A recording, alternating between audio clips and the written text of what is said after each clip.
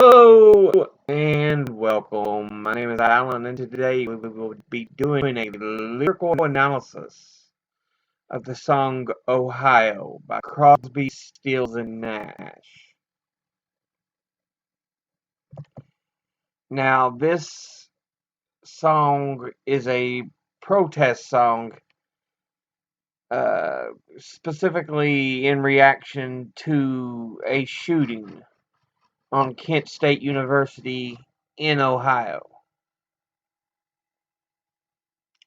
As written on Genius.com, Ohio is a 1970 protest song composed by Neil Young in reaction to the Kent State shootings and performed by Crosby, Stills, Nash and Young Quartet.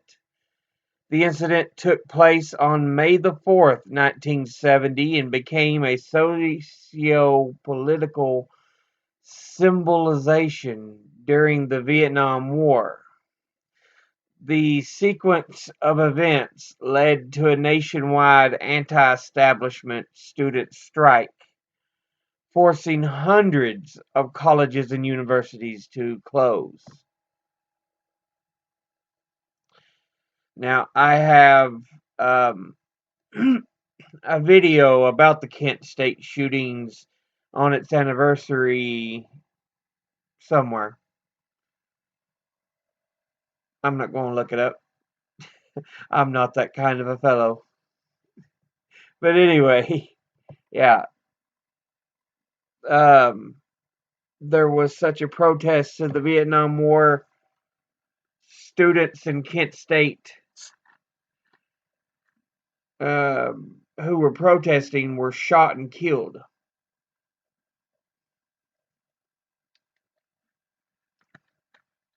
In response, I think it was by the Ohio National Guard. But yeah, eventually it got to the point where it was shutting down colleges and universities across the nation. The song was recorded a mere 17 days after the incident, and according to the recording engineer, Bill Halverson, was done in at most 3 takes, with live vocal and live harmonies and everybody chiming in. Due to its anti-war and anti-establishment sentiments, the song was banned from some AM playlists in the United States. But yeah, Neil Young said to Rolling Stone, he said, David Crosby cried when we finished this take.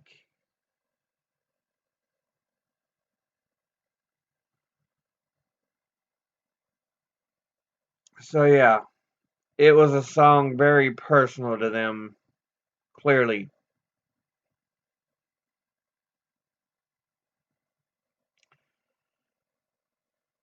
But yeah,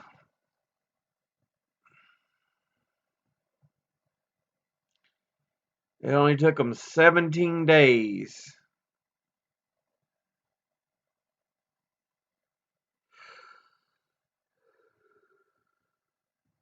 Get it written, to get it recorded.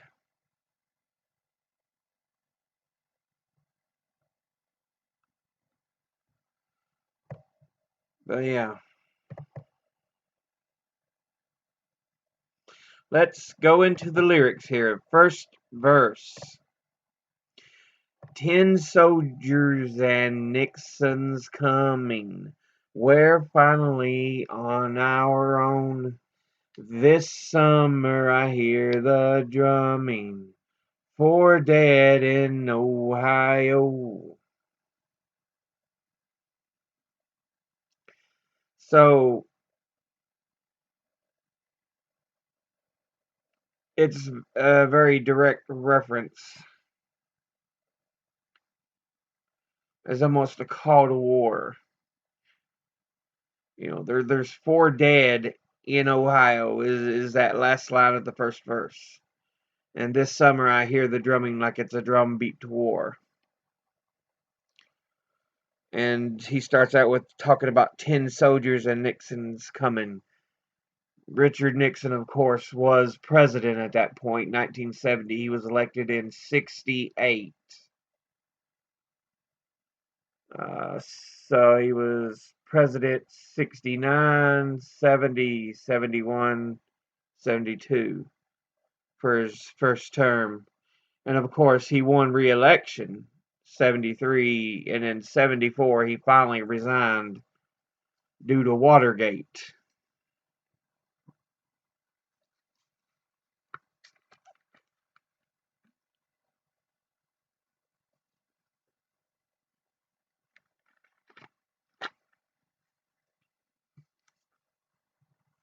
But yeah,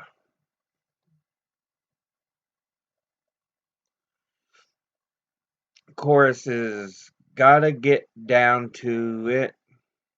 Soldiers are gunning us down. Should have been done long ago. What if you knew her and found her dead on the ground? How can you run when you know? So, yeah, it's basically talking about people who were supposed to defend Americans are murdering Americans.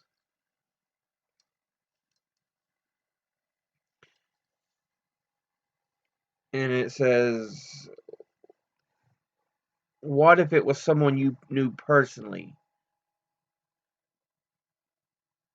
you know, and you found her dead on the ground?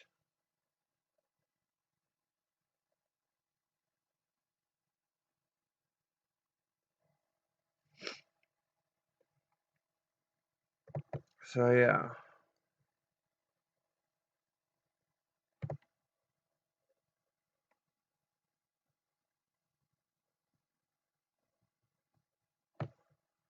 But, they do a bridge. No, no, no, no, no. But we get to the chorus again.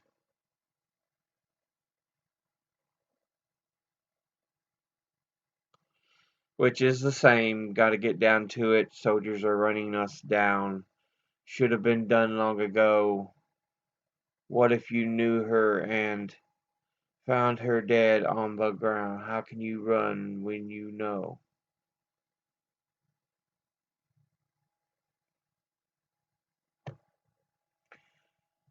And we come to the second verse, which is the same as the first. 10 soldiers and Nixon's coming. We're finally on our own. This summer I hear the drumming. 4 dead in Ohio. It's very repetitive, but it gets the point across. And then on the outro, they keep doing the 4 dead in Ohio, and they usually add words. So it's 4 dead in Ohio. Whoa. 4 dead in Ohio. 4. 4 dead in Ohio. Ah. 4 dead in Ohio. How many more? 4 dead in Ohio. What? 4 dead in Ohio. Oh.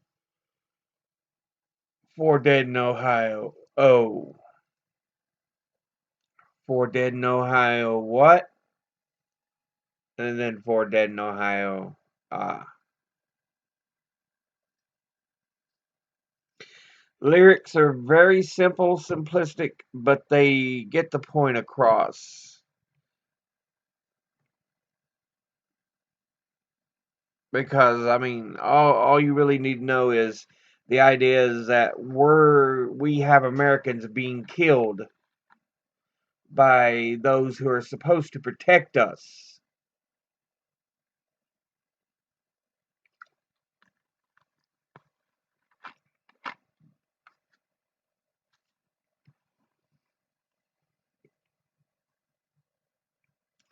But yeah,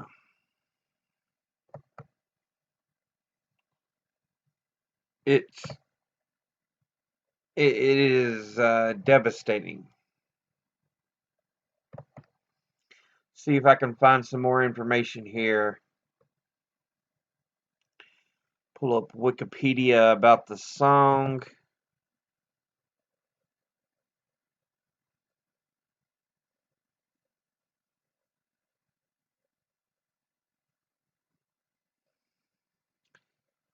Let's see.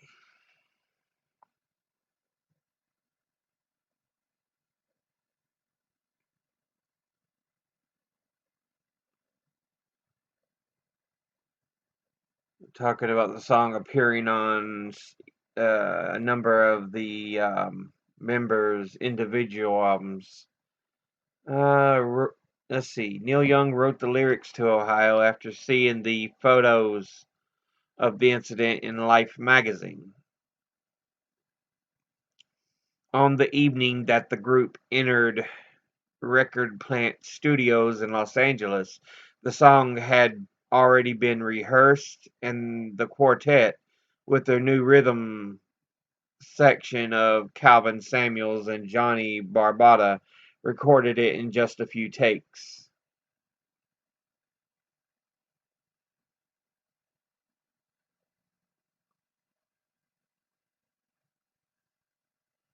Let's see.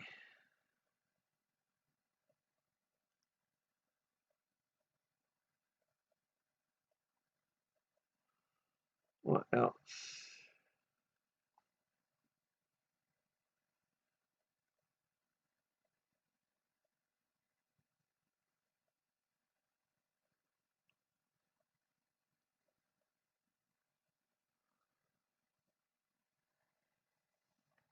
Uh, do, do, do, do. Sorry, I'm just looking up information here as it's on Wikipedia, so I'm having to read through some of this. An article in The Guardian in 2010 describes the song as the greatest protest record and the pinnacle of the very 1960s genre, while also saying the revolution never came.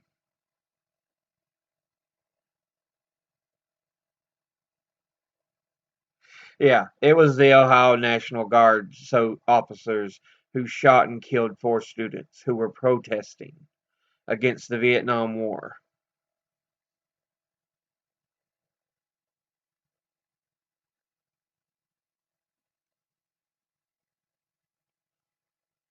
It's kind of interesting.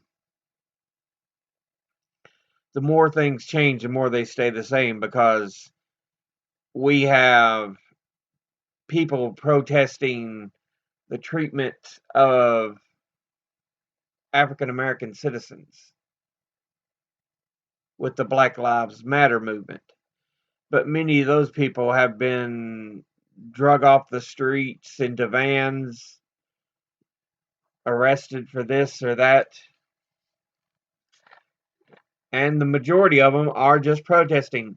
Yes, there are some violent people who take advantage of the protest, but it's acknowledged by almost anyone that about 93 to 95% of these protests are peaceful.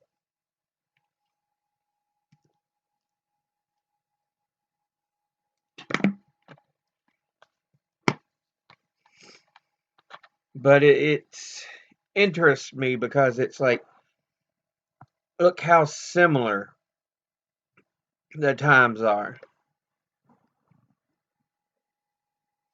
And this song, as a matter of fact, was even banned from some AM radio stations for the challenge it makes to the Nixon administration.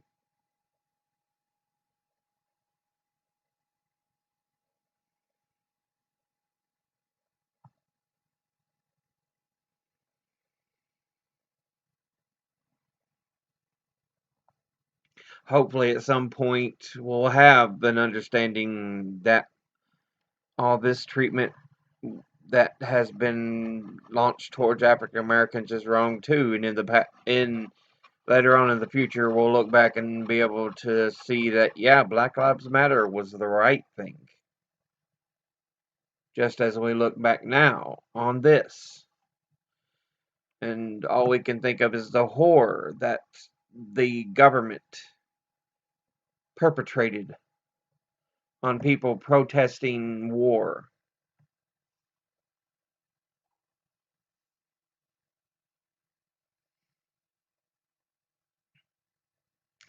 But yeah, that'll be it for now, I guess. Just a little short one because, like, again, the song was fairly repetitive and there just wasn't that much information on it. As always, educate thyself, think, read, study, learn.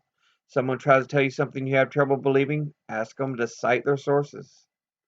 I'll see you all in the next video. Until then, later.